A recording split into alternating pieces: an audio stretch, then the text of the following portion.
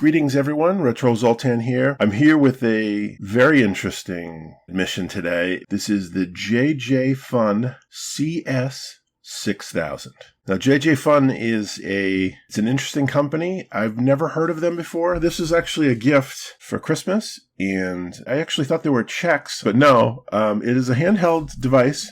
As you can see here, JJFUN handheld games. I looked into JJFUN. They kind of make the cheaper handhelds based for children. If you're making handheld units that have like 500 built-in games where you don't have to do anything, you can basically say, well, it's not for adults, it's for children. And that's fair, because I can picture, giving it to a kid, messing around with it. This one is specifically they call it the high-end series. So this is like probably their best product. So let's just dig into it. So let's just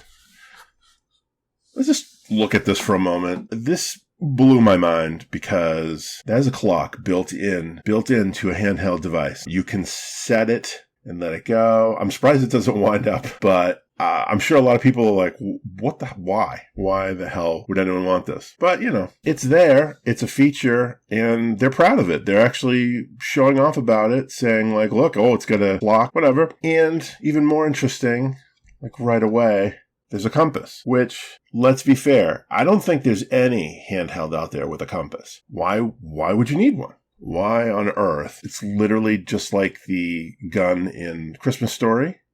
Lucky I got a compass in the stock. Who knew this was needed? But it's there. Is it for kids? Probably. I don't think an adult would take this seriously. Maybe an adult would try to find themselves on a hiking trail trying to figure out how to get home or something with this, but I doubt it. But who knows? It's there. And I think it's hilarious. The box also included kind of like a cheat sheet card explaining everything in here, how to use everything. It's all in English. It's actually pretty useful. So that's it. So I'm impressed that they included this card. What else is in here? I took this out already, but there's a controller since this does connect to a TV. It's not my thing, but it's possible. And a recharging cable and a gift is an SD card. So let's just talk about the system for a moment. The D-pad isn't like your typical D-pad. It's 4 separate buttons. Not my favorite sort of thing. It's okay. I've looked at other systems that have this, but it doesn't have the same feel. I don't really like it. It's just 4 separate buttons. The buttons, the X, Y, A, B buttons are there. They're labeled. They're okay. They kind of mash a little bit more than I'd like, but overall though, they don't feel too bad. Select and start are very snappy. You can hear them. This is the speaker hole. They say that this is the HD TV out. So this is the charge. That little pinhole is an LED when I turn it on. And this is the SD, which I'm assuming this goes into, and the AV out. So you can connect to a TV. On the bottom is the clock. And this little piece of plastic, you just pull that out and push it down, and then the clock starts working. This is the earphones. This is the volume, which I found isn't perfect. Lowering it all the way down, you can still hear music and stuff, so that kind of sucks. And this on-off switch is interesting because it also serves as a way to get out of games. I'll show that in a minute. But if you want to leave a game, you actually slide it over to the reset that will give you a menu option to save, load, or exit the game. It has these weird handles on the side, so you could possibly tie like a lanyard through it or something like that. I don't know. It feels weird holding it because your hand keeps touching the compass, and it almost feels like there should be something on the other side. It doesn't feel even when you hold it. Anyway, another thing was the battery compartment. I've only seen this once before.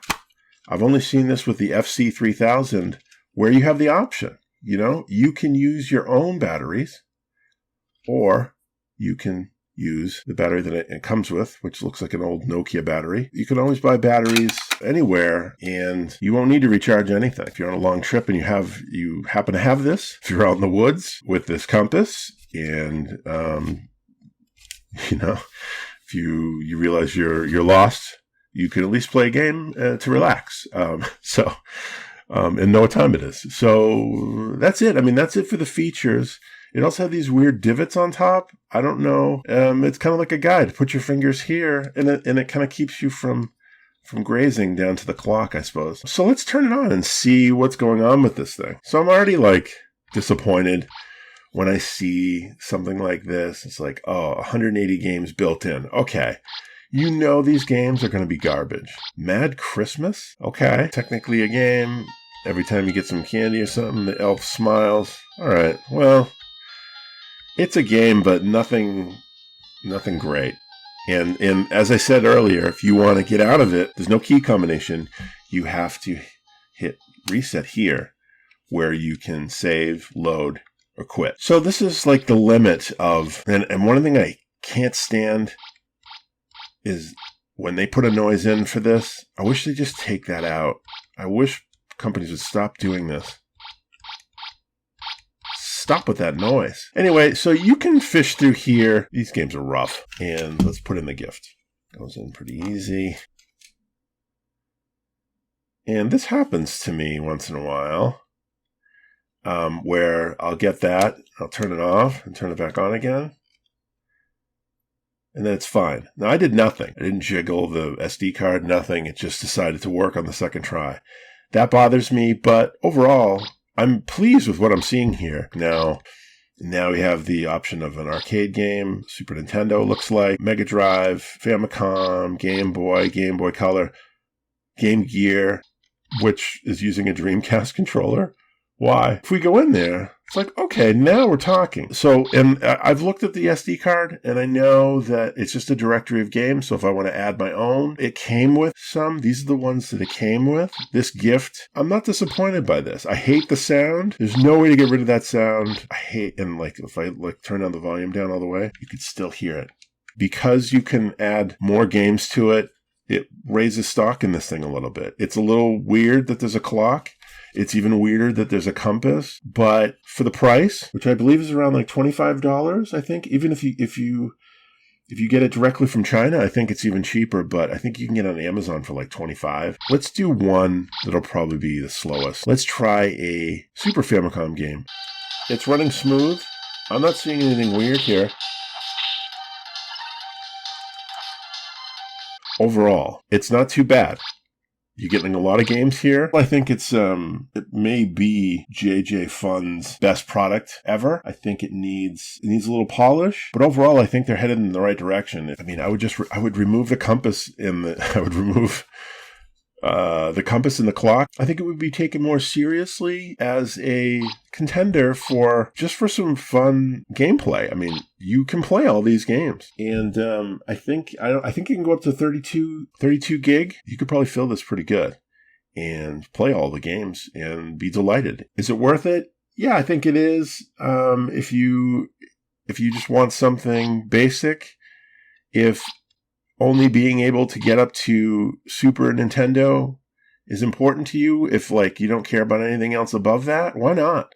It's cheap. It comes with games. You don't really have to do much other than insert the SD. It's definitely an oddball in my collection, and I love it. So that's all I have to say about the JJFUN CS6000, the high-end series. Thanks for watching. Thanks for exploring this with me. Thanks for your support, and we'll see you next time. Bye.